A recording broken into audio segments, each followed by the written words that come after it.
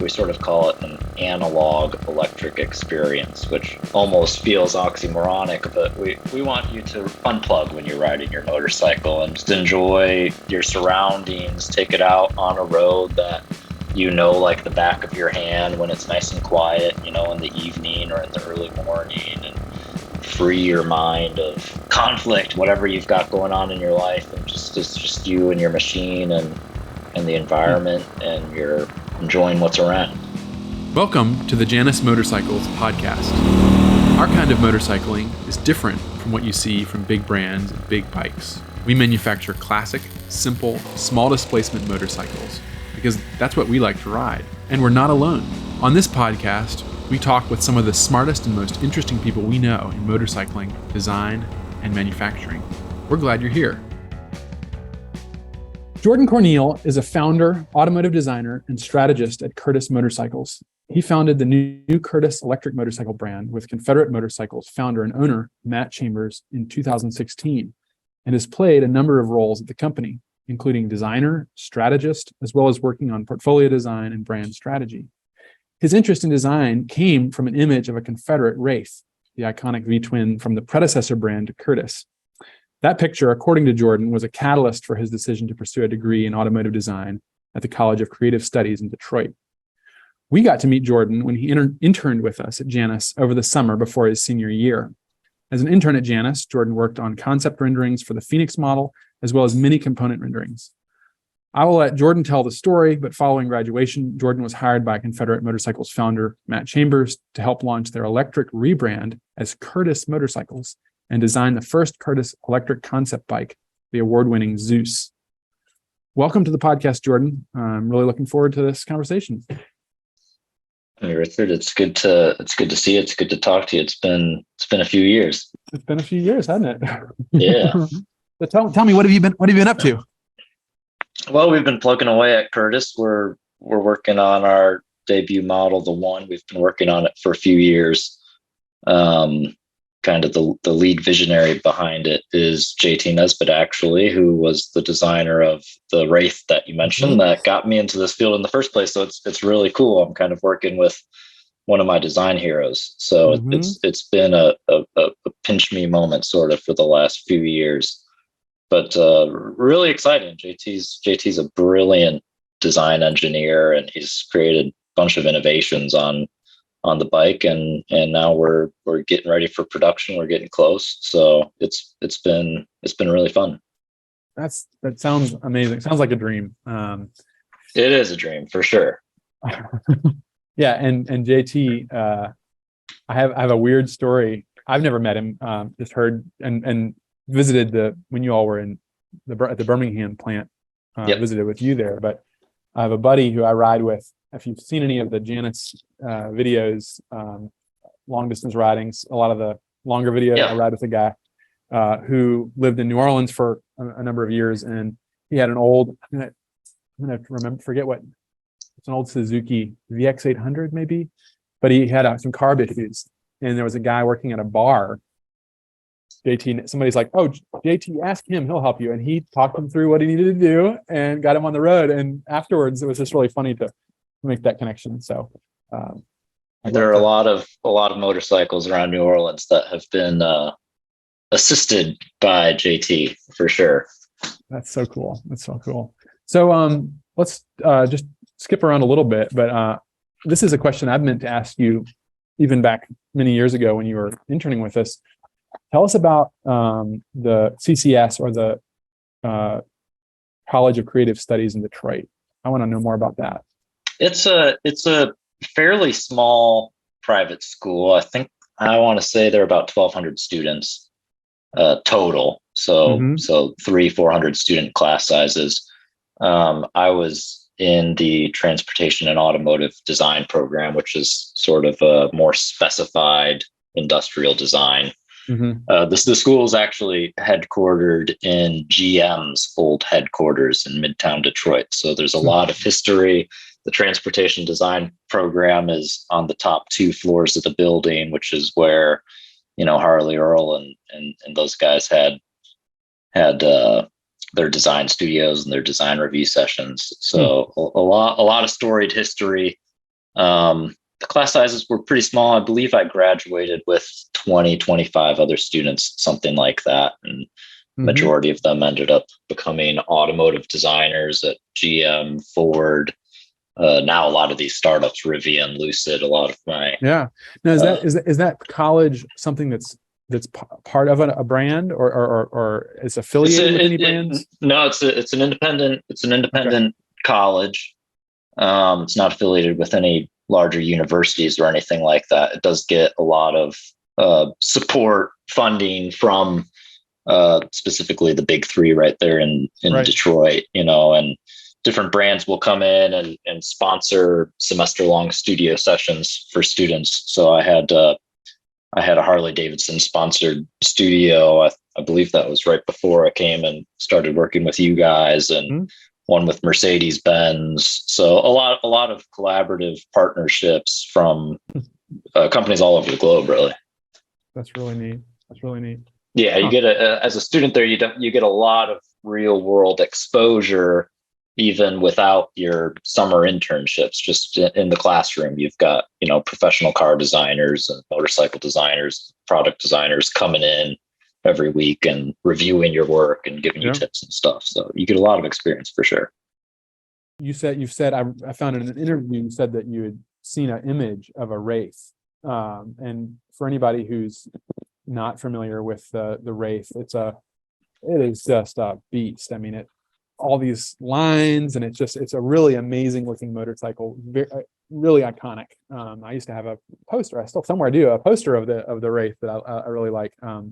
Tell us about that. Was that really the kind of starting point for your interest in automotive design? People ask how I got into design, and that's as far back as I can trace it. And it was fairly late in life. I think I probably discovered the Wraith a few years after it had been out. I stumbled across a picture of it on the internet when I was in mid high school, end of sophomore year, early junior year. And it just captured my attention as it does for anyone that sees it. It's going to capture your attention, whether you like it or not. Yeah, exactly. And I think it was the first time I ever really saw a product and realized that there must be someone creating these. It's the first time kind of I consciously thought, product design, that must be a career. And so I just, started doing research and stumbled into automotive design, and CCS looked like a really cool school. So I just started immersing myself in that world. So yeah, that just stumbling across a picture of the Wraith really was the starting point for me. So then you were there and you obviously were aware of Confederate that the name at that point, and you were interested in motorcycles. You'd had a chance to work with Harley Davidson, and then you contacted us about an internship. And how was that? How was that working? I don't think we had any other employees at the time. It was really small. It was small. It was you and Devin and Natasha. Yeah. Yep. And Grant and Jordan would come around the shop every once in a while, but I don't think they were working there yet. Yeah, they were doing marketing for us at that point. Yep. So yeah, I think I was looking for something to do over the summer, and I stumbled across some article that mentioned Janus, and the picture of that first prototype, the 50cc, it was a beautiful little bike. So I guess I sent you an email, I think. I think so. I don't remember. You weren't even living in Goshen. I was in Virginia. Yep. You were in your Virginia. So, but I had only communicated with you, and you said, yeah, let's come on down. You could stay at Devin's place. And so I showed up, and I think it was just Devin in the shop, and I think you and I only met twice, maybe during my internship. You came down came in two times, I think, over the summer, and then toward the end of the summer. So I think that's when I moved back. Was right at the end of the summer. Right? I think right so. about I when think you moved back right shortly after you left. Yeah, but it was fun. I was sitting at one of those desks under the sun in the summer all you were up on the loft back when we had a loft. We always give tours of our shop. Yeah, there's a loft over here, and I was perfectly placed right under the sunroof. Yeah, I was baking, but it was fun. I was doing sketches, and Devin was down there building the little 50cc's, and he'd asked me for a hand to come help out with some pack some mufflers or throw a fender on or something. I road tripped with him on a couple deliveries, I think. You came down and we played around with the Phoenix tank, all those cardboard paper mock-ups and stuff. It was a fun time for sure. So you mostly did work on the Phoenix, and I think at this point there was an idea. You're going to have to remind me of a 250, or were we just doing a 50cc Phoenix at that point? I think you guys started talking about the 250 right after I left. I know right when after. I look back at all the sketches, they're all with 50cc. I still have a lovely illustration you did of the Senda 50 engine. I need to send that back to you. It's a really cool drawing. It was a cool little engine. So I think right around the time I left, you guys had started talking about the 250. You know what? You guys might have taken delivery of the first 250 when I was there, and you were starting to play around with it. And I think I ended up doing some renderings for you guys while I was back at school after the internship ended. So it was fun to see that evolution. But yeah, I remember taking the original Halcyon prototype out for a spin, and that 50cc was just a blast to ride around Goshen.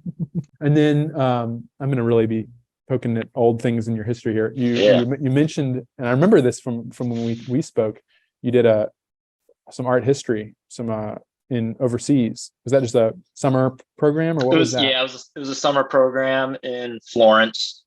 I took some art history classes there and some product design classes, sort of a cultural immersion kind of thing. But that was, I guess that would have been the summer before I came to work with Janus. It's an interesting combination of things that create a designer. Huh? Yeah. Everyone has such a unique story in this industry for sure. Yeah. So when did you apply to Confederate or whatever? Tell us the story. I applied to Confederate at the very start of my last semester at CCS. I wanted to have something lined up before I graduated. I didn't want to go back home and be sitting in mom's basement. So I started applying to places, all the big car companies, some miscellaneous truck companies, toy companies, shotgunning out, seeing what I could get, and practicing interviews with different places. And I had sent my portfolio to everyone on my list, and I was kind of narrowing down between 2 or 3 places that I might go work. And I thought about Confederate, and I thought about the wraith that brought me here in the first place. And so I went to their site and found the just generic email address to contact.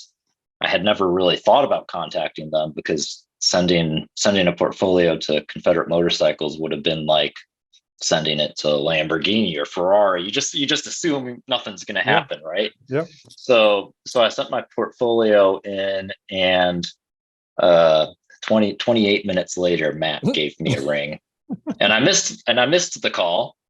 But he left me a voicemail. I still have the voicemail. It was a very short voicemail. He said, "Hey, Jordan, I flipped through your portfolio. I like it. I think we can do some interesting stuff together." And that was it. So I called him back. We hammered out some very, very basic details, and I said, "Let's do it." And I spent the next couple months finishing up my semester, and then I drove down to Birmingham with my dad and all of my possessions in a little minivan, and that adventure begun. So you were in, that was when, so yeah, tell me, at that point, Confederate was in Birmingham, right down the street from Modus, and near the Barber Museum. Just a couple blocks from Modus and a couple miles from Barber. Yeah. So so you were there. Where is Curtis now? Curtis, we relocated to Leeds, which is just outside of Birmingham. Okay. It's actually closer to Barber. We're just a 2-minute drive from Barber now, right in downtown Leeds, kind of an old 1950s sort of style little downtown area. But I see lots of pictures of New Orleans. Yes, with the background. JT operates out of New Orleans, and so we have a design studio in downtown New Orleans where he's been building the prototypes and doing some of that work. Once we're fully production ready. Production will move to Leeds, and prototyping of our next stuff will begin at JT's in New Orleans. So New Orleans is sort of our super top secret, but not really design studio. And that is that's where Confederate was founded, right? Originally, wasn't it something like Hurricane Katrina? So Matt actually started the company originally in San Francisco, actually. Okay. And then he very shortly after moved to Louisiana, and I don't remember the order off the top of my head, but they had been in Abedia Springs, Baton Rouge, and New Orleans. They were in New Orleans at the time of Hurricane Katrina, and their building got blown out and they lost everything.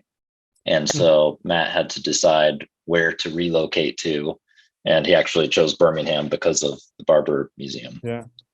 Fascinating. But a real connection with New Orleans. It's really interesting. Yeah, absolutely. Very interesting. So I'm kind of jumping around. Let's go back. Let's talk about starting at Confederate and the Zeus. That's an interesting project. Yeah. So when I first started working with Matt, they were just about ready to launch the second generation fighter, which is a really cool motorcycle. And so Matt had me start day one on a new sketch program, sort of trying to figure out where the company was to go next. And so we explored with all sorts of stuff, any type of V-twin motor you can imagine, boxers, this, that. We jumped around with all sorts of stuff, and we realized nothing was really getting us too excited. And we were in the exciting phase of the design process where you could go anywhere. The paper doesn't have a whole lot of ink on it. Exactly. You could do whatever you want, and we weren't getting that excited about anything. There's some cool sketches came out of that program, some cool ideas, some unique ideas, but nothing really groundbreaking or anything like that. So we were in the office one evening, and I asked Matt, "Have you ever dabbled in electric?" And to my surprise, he said yes. And he had actually had an EV sketch program running when he was working with Pierre Terblanche from Ducati. Yeah. Who had done a stint at Confederate with Matt. I didn't realize he had worked at Confederate. Huh. Yep, he designed the Hellcat Speedster. I had no idea. And so he stopped working at Confederate right before I started. So just so everyone knows, tell us who Pierre Terblanche is. Pierre Terblanche is a very successful automotive and motorcycle designer. I believe he went to the Royal College of Art in London. I think he did a stint at Volkswagen, but ultimately he became the design director at Ducati for a couple decades, I believe. Designed some very iconic machines, and Matt reached out to him to bring him in and do some American work with him. And his term at Confederate ended just a few months, I think, before I started. Cool. Huh. But wow, so you were literally thrown in there as a brand new designer, thrown in the mix, suggesting ideas. That's fascinating. And that weird, right? yeah. And also kind of, it's like you have this dream that you want to work at this one company, and it all panned out. That's wonder how often that happens. That often. I think it's got to be a combination of luck and good timing and maybe some talent thrown in there. I don't know, but it definitely feels lucky to me. Well, you're very humble. But so yeah, I had found out that Pierre had actually dabbled in designing an electric Confederate motorcycle. And the project just sort of fizzled out. And so when I found out that, I asked Matt, I said, maybe we should start playing around with that. And he said, yeah, that's a great idea. Some of the best work Pierre had done at Confederate was actually some of his electric work that never saw the light of day, unfortunately. So we started dabbling with electric, and we realized, it's truly a blank sheet from here. Now we can really do whatever we want, which makes the job harder, but more exciting. And I think the ideas just started flowing better. We started getting excited, and then of course, just the more we learned about electric, the more we realized this is where we need to go to accomplish what we want to accomplish as a brand in terms of performance and experience and all these sort of things. So that was kind of our journey into dipping our toes in electrification. And then at another point, Matt had mentioned to me that he had the Curtis trademark, and he thought, maybe this is the time to deploy it, at the start of this new renaissance, this new age. And so we spent a lot of time figuring out, what are we going to do? Where are we going to take this brand? And we had a client who we have a really good relationship with, had ultimately pushed us over the edge into going all in on Curtis Electric. And so that was June of 2016. We decided, let's just go for it. Let's get rid of Confederate. Let's get rid of everything internal combustion. If we're going to do this, let's put everything we've got into it. And so it set us off on this journey. And the first concept we designed was the Zeus, which was used some borrowed technology from Zero motorcycles. Although we had taken two of their motors and welded the shaft together and created what we called the E-twin. So it was two electric motors with the swing arm pivot of the motorcycle on the shaft of the motor. And we debuted that at the Quail Motorcycle Gathering in May 2018 and sort of used it as a soft launch of the brand. Motorcycle won Most Innovative Motorcycle of the Year. And that was kind of the start of Curtis publicly, at least. So the Zeus, and that really has what served as a kind of concept for you all to be able to then start getting ready for production. Was the Zeus ever slated for production? Conceptually it was at one point, but the more we dug into it and the more we learned about the technology, we realized if we really want to create a best and finest Curtis motorcycle, we've got to start from the ground up. And so we got rid of the technology we had borrowed from Zero. We got rid of those motors, and we really started from the ground up. We created our own battery pack. We procured the highest, best performing inverter and motors on the market, and really started from a clean sheet. And that's what the one came from. That's fascinating, because it's like, everybody in the motorcycle industry, I'm sure, is, even if they're not actually making electric vehicles, they're thinking about it, because that's sure.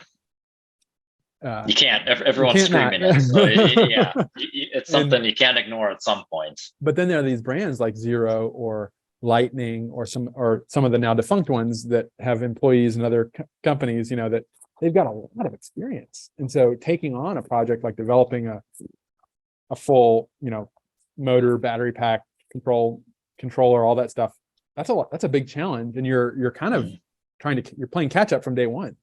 Yeah, it's a big challenge. I think people don't realize how long electric motorcycles have been around. I think Zero is approaching 15 years or something like that. Is it Lightning like even all older than that?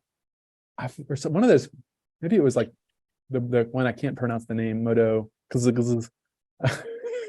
Sizz, which was a really interesting motorcycle. It sure was. Motorcycle, but it didn't make it. Mission was cool. But so the technology has been around for a long time. There's a lot of experience. But we're a small team at Curtis. We really rely to work collaboratively on our partners, and so it's maybe less intimidating than you think, because your partners have been working on all of this for a long time. There's been a lot of time and capital investment globally in cell manufacturing, in electric motor manufacturing. Yeah. So you work with some consultants, or are you talking partners in-house? Third-party partners. So we work really closely with our motor manufacturers on the proper way to integrate it into our system. With our inverter partners, we have a software programming partner that we work with very closely. So we don't have a lot of employees in-house, but we do have a pretty big team if you're counting everyone that's working on the project. That is very interesting. That and it mirrors a lot of the way when the way we design is we rely heavily on partners, both local and global. And a lot of times when you're a small company, whether you have a huge budget or not, that's the only way you're able to do it. That's interesting. So you switch gears a little bit. Still on the Zeus, you've been quoted as saying, quote, "It seems that until now, the aim of other designers has always been to hide the battery as much as possible and pretend that it's not there so as to produce a, quote, normal looking motorcycle. Instead, I've turned it around completely and made the batteries a focus of the bike. Why does a motorcycle look the way it looks? It's because the engineering package, it's because of the components used to create the motorcycle," unquote. Talk a little bit more about that, because I feel like that's a really interesting idea, and one that it's almost like we're in it's been said many times, but we are in a kind of golden age of like the 1890s or up through the 20s in motorcycle, internal combustion engine motorcycle design, where designs were just going all over the place and they were still forming the conventions that we now recognize in motorcycle design, like a fuel tank up here, blah, blah, blah. We're kind of in the same space now with electric, and you have an interesting take on that. Yeah, I think as people start to adopt electric, especially pre-existing or startup motorcycle manufacturers, you have a decision to make. Are we going to start from scratch with this new technology that has nothing to do with an internal combustion engine, or are we going to take what we know and create something new with that? So at one point, JT had called some of the pre-existing electric motorcycles conversion electric motorcycles. Okay. Their chassis, their design, it's all very similar to how you would have made a similarly genred internal combustion engine. And we just felt like, this is the opportunity to start from scratch. It was interesting when the Zeus won the award at the Quail. Paul D'Orleans brought me up on stage to ask me a few questions about the design. The first question he asked me was, "Where's the fuel tank?" And I thought that was such a strange question, because there's no fuel on the motorcycle. But then it makes you realize every electric motorcycle out there looks like it has a fuel tank. And the thought had never crossed my mind when I was designing the Zeus to put something that looks like a fuel tank on it. I put the motor in, we put the batteries in, we put the computers in. We didn't need anything up here. And where were you putting those? Or I mean, like, I guess you could put them wherever you want. And you could put them. Why do you put a battery in a specific location, or why, like on the Zeus? I realize a lot of people may be listening to this with an image, so sure. You need to go look up the Zeus and see what it looks like. But it has a really interesting stance in the rear. I do want to ask more about the suspension on that, but the rear suspension is a very tall axis point, or the swing arm pivot is really high compared to what you're normally used to. And I'm assuming that has to do with the fact that you don't have to obey the normal conventions of where a engine has to be. Right. Yeah. Because there is no engine. So you put the motor. We wanted the battery. We knew we wanted the batteries nice and low. Because it's the heaviest component of the motorcycles. We wanted to keep the weight nice and low. I will admit that the batteries we were using from Zero weren't ideally dimensioned for exactly what we wanted to do. So the rear swing arm angle wasn't our ideal on that concept. And JT, that was the first thing JT solved when we brought him on with the one. With lowering it a little bit. Right. And why was that not ideal? It wasn't going to give us the most ideal, like aesthetically dynamic, performance wise. Yeah. Functional standpoint. Aesthetically, what we loved was, and the listeners can look up a picture of the Zeus. It's a very compact motorcycle. It's and so is the one. They're both very narrow, and they've got really nice stance and proportion. The proportion of the Zeus is the same proportion as Glenn Curtis's first V-twin motorcycle. If you overlay the two images, they're almost identical. and it's something that, as time went on in the ICE industry, everything started getting bigger and bigger, due to, whether it's sound regulation, emissions regulations. You guys know this because you've done a great job of creating a beautiful motorcycle, but things did start to get bloated. And we thought this EV technology gives us the opportunity to sort of return to this really beautiful, easy to access, unintimidating proportion. A portion probably not too dissimilar from a Halcyon or a Phoenix. Yeah, I mean, that's the first thing when I see those bikes, and I'm talking about the one now, and I don't know if I've seen the above view of the Zeus, but they're just so narrow. I mean, like far narrower, and it really reminds me of early motorcycles where they were, the what do they call it, the diamond frame. It's essentially a bicycle frame, almost no rigidity, but obviously you've put a lot of work into the suspension and the rigidity of the bike, but it still is able to maintain this narrow profile, which is maybe, I mean, there's a lot of very stunning things about the bike, but just that is possibly one of the most stunning things about it, is that it's just it does not speak the same language, I guess. We can just say that, as just about everything else out on the road. No, it's quite stunning to see in person, and it's something you don't expect, and some photographs convey its proportion, and some don't as much. It's always good to see something in person, but it absolutely I think the chassis of the one is probably really close to like your Paragon. But you wouldn't expect that from a 217 horsepower, exotic hyper machine. So it's really elegant. Wow. So that's a great segue. Curtis motorcycles, named after Glenn Curtis, famous designer and driver, rider, flight pilot, basically you name it. He was a crazy person. The brand, just by its name, is heavily influenced by the past. Yet you've set your sights on the very cutting edge of kind of avant-garde design at the same time. Tell me more about that balance. I think the biggest inspiration we pull from Glenn is just his genius and his innovation.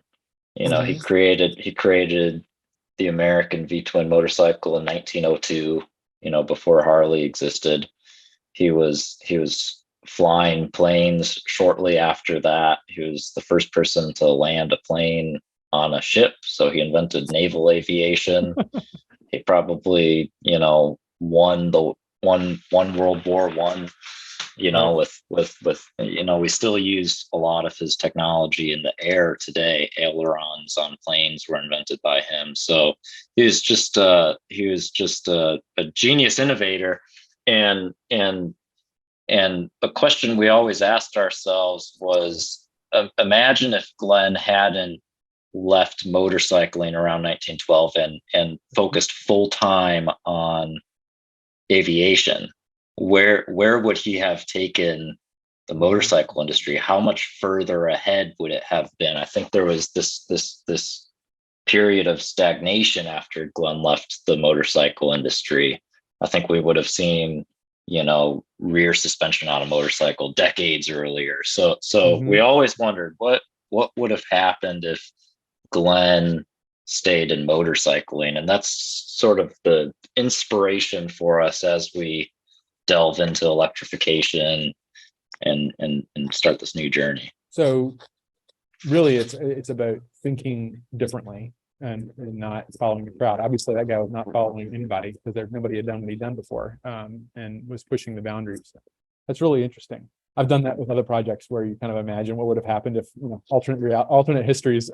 Right. Yeah. There's an alternate universe out there where Glenn stayed making motorcycles until his death, and who knows what those motorcycles are like today in that timeline. And so y'all are saying, compared to some of the other offerings on the electric market, you're really trying to do something different. And I think you're doing that. I mean, it definitely seems like it's something that it's so much in the world of art and poetry as well. It's definitely speaking a different language than your typical high end. I mean, you can spend a lot of money on a motorcycle, sure, from a big manufacturer too. You can get a Ducati all kitted out and spend a pretty penny. How much is the one? How much will it be? We're launching it at 120,000.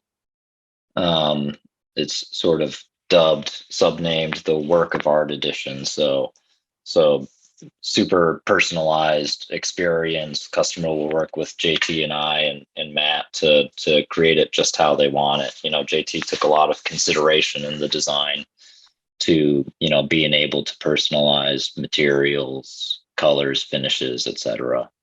So it's really sort of bespoke experience. Yeah, tell me more about this. I mean, I'm trying to convey an image of these motorcycles. There's a lot of aluminum. There's a lot of CNC, a lot of machining. There's all this. I guess the best thing I would say at least on the one is filigree. there's like ornamental, like scroll work, for lack of a better word.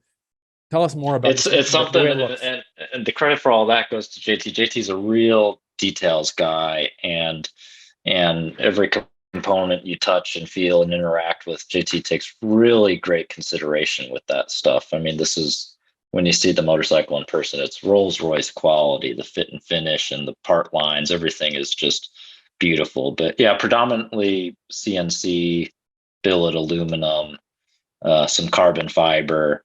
And then JT's created these really interesting graphic inlays in the chassis plates and the suspension arms where you could choose your color, you could choose your material. One of our first customers is going with a walnut veneer paneling in the chassis, which is just really interesting. And we get these really interesting requests and ideas. So it's fun to accommodate, these sort of creative ideas that come from outside of our studio. So we're talking on a completely different level than the average motorcycle right off the bat, just by the price point alone. We're talking about something that's really the highest end of luxury. I mean, I don't even know if you spend that much on one of those Arch motorcycles that Keanu Reeves makes. or maybe you're getting the same thing. I don't know. I mean, it seems like it's actually, a lot of people talk about, Janus motorcycles is like custom production or whatever. Or we often get mistaken, and a lot of times we get calls where I'd like you to do blah blah blah, and we say, well, we don't do that. That's not part of what we do, and that's because we allow the customer a lot of areas for customization, and probably there are very few Janus bikes that are identical. But it sounds like what you all are doing is taking that just way further to the level of where you said bespoke. And I mean, absolutely, this is something that's tailored. You're having conversations with JT and you and with Matt, and you're part of the whole process of having this thing built. Yeah, absolutely. We sort of call it an intense individualization mode, where you'll hop on a few Zoom sessions with me and JT and Matt, and the first Zoom session, we want to learn about you. We want to learn about your hobbies and your family. What's important to you? What do you collect? Cars? Do you collect motorcycles? For some people, this is the first motorcycle they're ever buying. which is really interesting. Yeah. And then we'll find out, your favorite color combinations, et cetera. And then we'll do a series of digital renderings for them. We'll use some creative liberty and kind of give them some suggestions, but definitely provide what they requested. And we'll give them the series of renderings. They'll pick a couple that are their favorite, and we'll play around with those a little more. And so super collaborative. How long does that process take to kind of gather the work to collaborate with the customer before you we try to keep it. No, you're not in production yet, but right. We try to keep it around within 90 days. So we'll have the first Zoom, we'll get to know each other, we'll do some renderings, and then there will be some back and forth for a while before anything's really set in stone. But we try to keep that around 90 days. Now, with that level of customization, is that similar to what would have been available with some of the high-end Confederate? I mean, the Confederate, you all have had very high-end bikes in the past with Confederate. Is that a similar process, or is this even taking it further than in the past? This takes it a lot further. There was I think Confederate got a lot of what Janus gets. It would be called a custom motorcycle maker, but it was definitely a production OEM. And with Confederate, usually it was, your aluminum, leave it alone or anodize it black. Yep. And then your seat color, your grips can match your seat. And sometimes we do, a special engraving in the chassis or something. But that was really about it with Confederate. So Confederate was a little more, I call it ready to wear. You could buy it, you could buy it today, and it's done like that. So this is a little more made to measure, if you will. Mm-hmm. That is so interesting. And that I'm going to kind of loop back a little bit to how this ties in with Glenn Curtis, and were his products in a similar way, where they were, I mean, he wasn't necessarily manufacturing these early, was he manufacturing them? Tell me about that. Were they what were they? They did manufacture some. He manufactured some single cylinder motorcycles and some V-twins. I think they were maybe premium for their day. For the era. I think he kept things pretty simple. I think most of his examples were black with a white, hand painted script logo on it. Yeah. There are a few examples out there that are green or blue. I'm not even 100% sure if those are original. Yeah. I think he kept it pretty simple. But he did manufacture for a few years. Mm-hmm. It's a unique model. I mean, there have been a number of brands that try and do something like that, but they don't last as long as Confederate. It seems like when was Confederate was founded? 90s, 80s? 91. Yep. And has been making bikes, very high-end motorcycles since the very beginning, they've always had much more customization, people getting things engraved, etc. Yeah, I think so. When Matt originally started the company, he kind of envisioned it almost, Confederate would be to Harley almost what AMG would have been to Mercedes, mm-hmm. a better Harley Davidson. But I don't think he gives himself enough credit there. I mean, it was a motorcycle made from scratch. Mm-hmm. It's not like he was taking a Harley and making it a little better. He did design it from scratch. So definitely, yeah, they were always pretty high end. So who's buying these bikes? We've got really interesting clients on our pre-order list right now. A good number of past clients from Confederate. Mm-hmm. For sure, people that are familiar with our work and familiar with the materials we use. People there aren't a lot of questions for them. They know what they're going to get, so they're returning. But we've gotten a good number. I think 10% of our pre-orders are first-time motorcycle riders, and they're just really excited to have a motorcycle that's unintimidating for them to ride without a clutch and all that. But still they've been with looking over 200 horsepower. but they're looking for something a little more luxury. I'll tell you what, I'm not a super experienced rider myself. I don't ride a ton. And when I started at Confederate, I certainly wasn't going to get on the fighter that they had just completed. It was big and scary looking, and it was kind of heavy, and it was powerful, and definitely not for an inexperienced rider. But I mean, we've had people that haven't ridden ride the one, and you hop up on it and you take off like it's as intimidating as a golf cart. It's really simple to use. We've got it tuned so you're not going to do a burnout. You're not going to. It has a lot of good traction control and all it's that. It's got really good control. It's super smooth. The throttle response is super smooth. You can adjust the amount of regen you have. So if you want some assistance kind of in your braking, you could turn that up, you could turn it off. It's really easy, and you just kind of feel like you're gliding above the road. You almost don't even notice you're on the tarmac. It's just kind of like the motorcycle almost disappears and you're just in whatever environment you're in. It's really nice. That seems like it's one of the best advantages of electric is for motorcycles especially, is that it is. I mean, I rode. It's been a number of years now since I rode a couple of zeros, and apart from being the whole left side of my body feeling like I was like having a seizure because I couldn't do anything, but no clutch, no shifting. It was very intuitive, and I think that's just a wonderful thing potentially for the motorcycle industry, is getting people interested in it. And there's nothing. I mean, there's something to be said for preserving manual transmissions, and I could go on a very long time about that, but there's also something to be said for accessibility and getting people interested in. I mean, I'm not sure.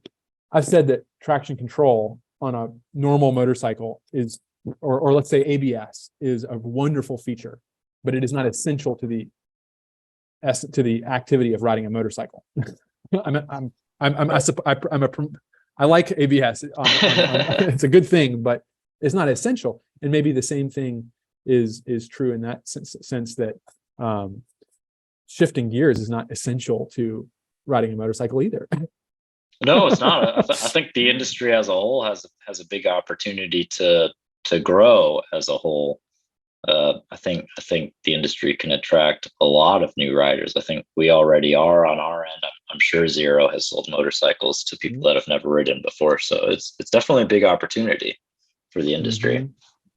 And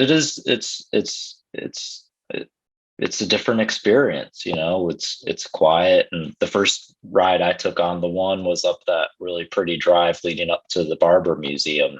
I rode that on a sidecar. That was great. Yeah, that sounds fun. But it was just so peaceful, and it's just you and the environment, and you get to enjoy the fresh air and the birds chirping. It's really interesting. No loud pipes.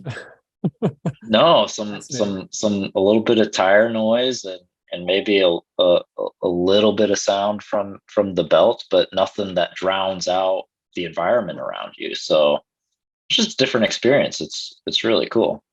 So since we've just been talking about that, what would you say, and maybe from the perspective of Curtis, what do you all believe is essential to a motorcycle, and how are you approaching we really feel it's about going out and connecting with your machine, although we say that it's about connecting with your machine in an analog way, which is something I think Janus probably cares about. We don't have, we don't have, we've got a digital display that shows you your speed and your battery range and your mileage, and that's it. We don't want warnings flashing at you. There's certainly a place for all of the technology that's showing up, but not on a Curtis. We sort of call it an analog electric experience, which almost feels oxymoronic, but we want you to unplug when you're riding your motorcycle and just just enjoy your surroundings, take it out on a road that like the back of your hand when it's nice and quiet, in the evening or in the early morning, and just kind of free your mind of conflict, whatever you've got going on in your life, and it's just you and your machine and the environment, and you're at peace, and you don't have notifications pinging at you, and you're not blasting your eardrums with music. You're just enjoying what's around. That's really been that is the kind of the theme of this little podcast we've been doing is talking about that exact thing, is why we call it Why We Ride, but it's, I've heard freedom, I've heard unplugging, all these things, and I think they're all correct. What we've tried to kind of distill it down to is that driving is a unique thing. It's a very modern activity, because driving a buggy isn't exactly the same thing. We know about that too around here in Indiana, but it's very antiquated. But driving there's a level of agency that you have over what you're doing, and there's this immediacy. You are absolutely responsible for what you do, and no one else is. I mean, you have, in a way, in a motorcycle, you have to be responsible for other people's actions too, because you don't want somebody to pull in front of you or something like that. That's really interesting, and the way that the electric kind of supports that is neat. That's an interesting new use of technology to answer an old question. Right. Yeah, I think it's a nice marriage.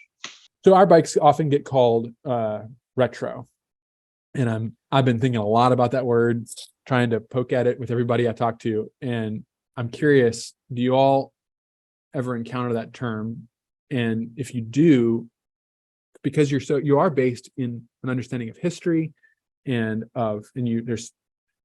gain a lot of meaning from that, and the stance of the bike, everything we've talked about it actually is kind of traditional, apart from maybe the amount of power and the fact that it's coming from this electric motor.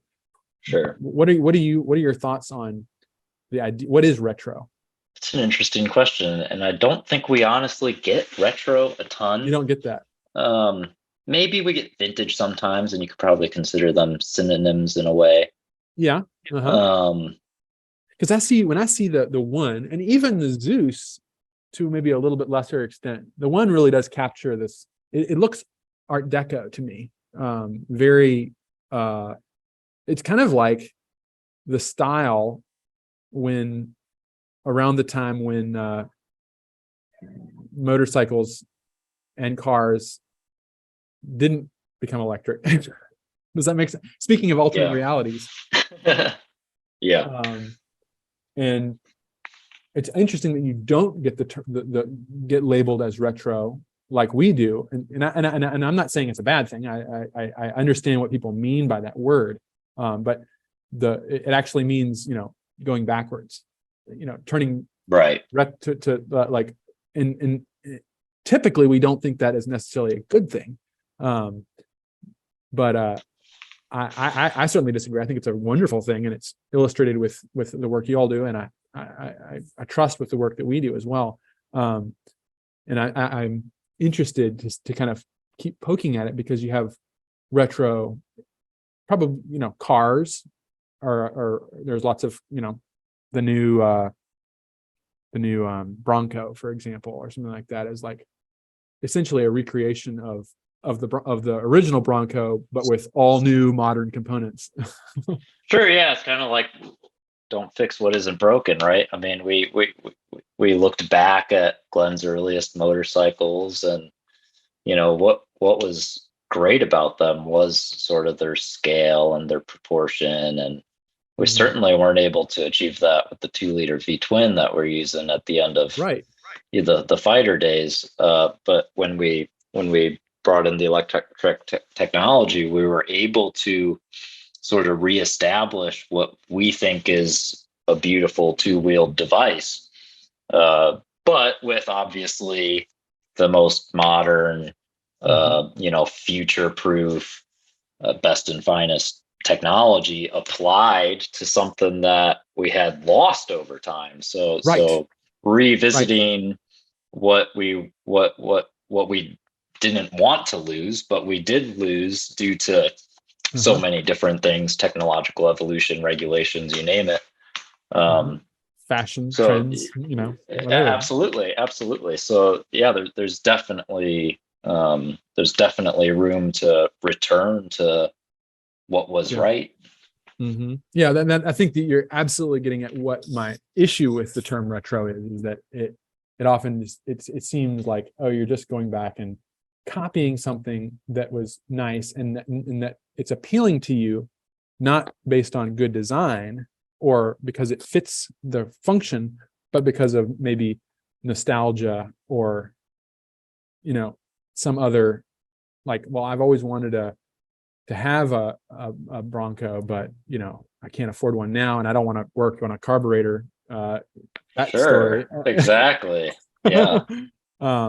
And somehow there's, I don't know, I always just feel like that's a cop-out to just do it that way. There's, I think what you're talking about is exactly what we've been struggling with, which is just like, what we're trying to do is not make a bike that looks like the 1920s.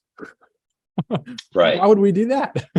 It's to say, why, first of all, why does a bike need to look, well, for like anything, but I know that, but why does a bike need to look like it's of a certain era period, whether that's era is past or present? What you're shooting for is what makes a motorcycle successful. Why do you ride? What is essential to motorcycling? And in my opinion, I mean, maybe we disagree slightly, but it sounds very similar about like there's a reason the conventional location of things and the conventional pattern doesn't necessarily mean that that's the way you should be doing it, especially in an industry like the motorcycle industry, which, we're a really small player. You all are relatively small compared to Honda. I mean, very small. We're really small. Sure. But yeah, the motorcycle industry is tiny compared to the automotive industry. And sometimes I think maybe it can be a little stagnant. And the customers, motorcycle customers, they want their motorcycle with the tank right here. And Harley Davidson's been fighting that battle for decades. Yep.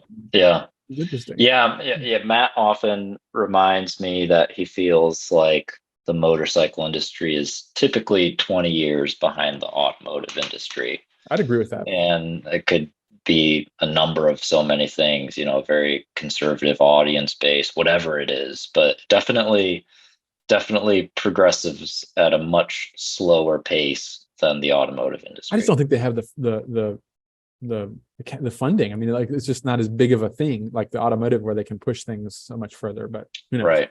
But that's interesting. I love poking at that and figuring out more.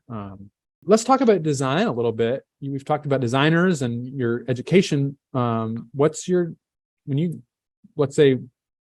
when you go to design at something, whether it's just a single component or a whole concept, what does that look like for you? It's different on different days. So some days if I'm working on some sort of concept or a piece of a concept, it's pen and paper for a little while. Mm-hmm. Sometimes it's sketching in Photoshop, which is basically pen and paper. Mm-hmm. And a lot of times these days I go straight into 3D in the computer. I just start sort of 3D sketching, if you will. Mm-hmm. I'm not modeling for manufacturing, but I'm getting my ideas out in 3D. It's usually a lot faster for me to get an idea out. I do a lot of even than paper. Yeah, for me these days it really is. I mean, JT's much more analog than I am. I usually go straight digital these days, and I usually skip two-dimensional sketching altogether. JT will get out an 18 by 24 sheet of newsprint and some charcoal, and he'll go to town on some really cool. Oh yeah, he'll fine art it for sure. So it varies a lot not even just within Curtis, but even just on my day to day, what I'm starting with, I guess it's just sort of a gut feeling at the moment. But I would say 80% of the time these days for me, I just start sketching in 3D. What kind of, I mean, you don't have to share if you don't, what kind of software are you using? I do my sketching in Fusion 360. And then our CAD engineer does all of our manufacturing drawings in SolidWorks. SolidWorks. Awesome. Very cool. So I can open up Fusion 360 and place 2 tires and a motor and battery pack, and then just kind of sketch up a suspension and chassis and have it rendered.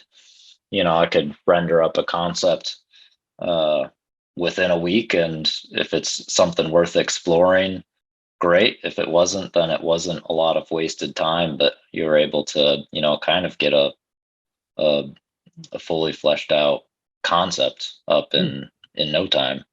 And how does that work at Curtis? Like in terms of having folks in different locations, how do you all go through a design? I mean, is it collaborative? Is one person just taking one part? How does that work? It's pretty collaborative. So it goes in waves one way or another, but with for instance, the one JT started with some charcoal sketches, and we collaboratively, determined direction and stuff like that. And then he started working with our CAD engineer to start kind of blocking in the concept in 3D. And then we started going in system by system, the front legs, the fenders, the seat, and we would, let's sculpt this seat for a little bit. Maybe I would sculpt the seat digitally while JT and Vinay were engineering the front suspension system. So kind of breaking up the project into chunks and chugging along. A lot of Zoom sessions and collaborative thinking, screen share, and it's just like you're looking over each other's shoulder. How long did it take to? Well, obviously we know a little bit, but like, how long does it take to bring out a model, or did it take let's say like the one from? Now it's taken a long time, like you alluded to when we first hopped on. We've certainly had some supply chain slowdowns and partner technology slowdowns over the last couple of years. So we would have been in production by now if it weren't for everything that went on. But JT started sketching at the very end of 2018. And we're scheduled to start production in the spring. That's amazing. We designed our battery pack from the ground up, and that's required a lot of testing. Yeah. Sometimes taking your time is the best thing to do, or being a little late is better than, we shoot not to do that, but sometimes it ends up being better for the customer when you're able to release it. And it takes a little longer. Sometimes it takes longer and is more expensive than you planned for. But if you're trying to create the best piece you can sometimes you have to make the decision that that's the right thing to do.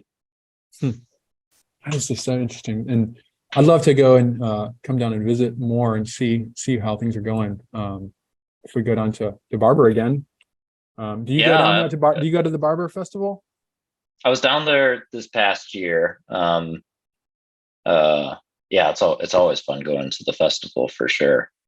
We need to get together at some point, whether it's at the festival or down at JT's studio. I've got to introduce you to JT. I've got to introduce you to JT. You've got to chat with JT because I think he would be a lot of fun for you to talk to. Well, let me know. I'd love to have him on the podcast. If not, actually go down and visit in New Orleans. That would. Absolutely. We rode to Halcyon's down there a couple of years ago. Jesse and I, actually, the guy who I was talking about. Yeah. And it would have been fun to show up on some very grimy 250s and say hello. But he would have loved it. Yeah. Well, that's really neat. I'll take you up on that offer. Awesome. Gordon, it's been an absolute pleasure. I think we're right around the hour mark, and this has been a great conversation, really digging into some of the design ideas and stuff. And I'd like to keep the conversation going. So absolutely. Yeah. It was great to touch base after so many years. I'm always keeping an eye on what Janus is doing. I love that Phoenix. Looking forward to the 450. Well, the Phoenix, I meant to mention it. We discontinued the 250, sadly, but there is a EPA certificate waiting for a Phoenix 450. So we'll see. All right.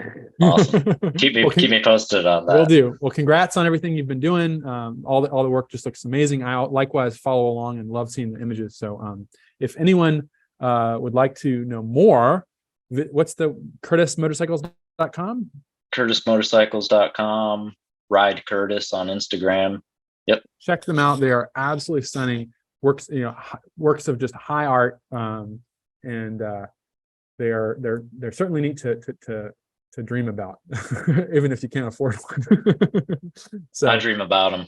I was just watching or reading an article on watchmaking, and it was talking about all these watchmakers at MB&F in Switzerland, and they were all talking about. And the guy goes, "So what watch do you have?" And they all just laughed. "Oh, we can't afford an MB&F." My employee discount doesn't help too much. Yeah.